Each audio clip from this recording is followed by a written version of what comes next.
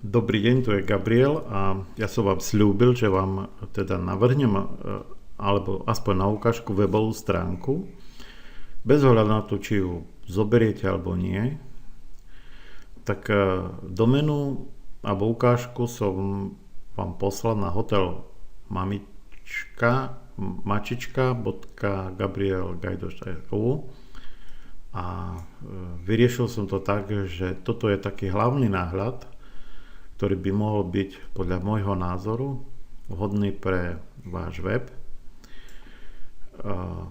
Na vrchu je niekoľko teda odrážok, ktoré by mohli byť, ale takisto sú tieto odrážky aj tu. Ukážeme si to neskôr. Takže hlavný je banner.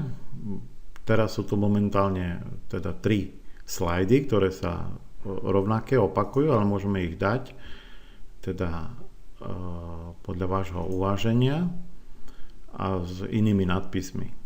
Potom je tu teda hotel, to zariadenie, ktoré môže byť tu váš text a vaše služby. Toto je teraz latinsky. Čiže to je jeden blok textu, ktorý je potrebné teda zvážiť. Druhý blok textu je tu môže byť, nemusí byť a určitá fotogaléria. Čiže to sú maličké fotografie, na ktoré kliknete a tu môže byť napísané popis obrázku, aký chcete, či zo zariadenia, či ako sa trávi deň pre zvieratka alebo čokoľvek iné. Čiže to je taká fotogaléria, ktorú samozrejme spravíme podľa vašej predstavy. A tu dole je vlastne jadro celého webu. Čiže tento web delíme na 3 dôležité jadra.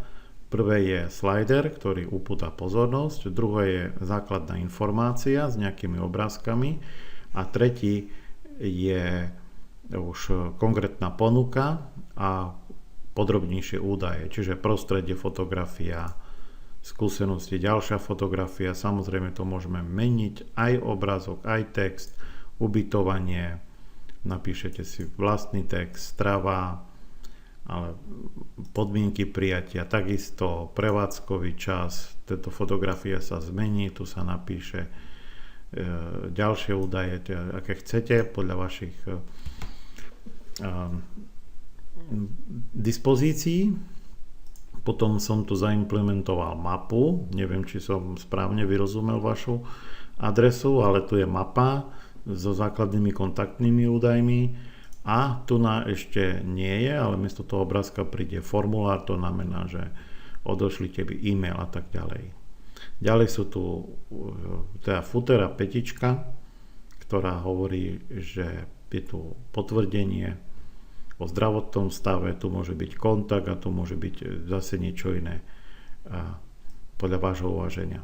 Tak toto som spravil teda vám ako takú možnosť, ako by mohla vyzerať webová stránka, čiže design aj na vás, či budete chcieť si ju teda objednať a budem môcť pracovať na jej vylepšení a úplnom dokončení, alebo poviete, že nie, že nejak to nesplňa vaše predstavy, alebo teraz ju momentálne nepotrebujete, tak to je tiež v poriadku. Ja to myslím si, že ju predám, že je to celkom vydarená, jednoduchá stránka.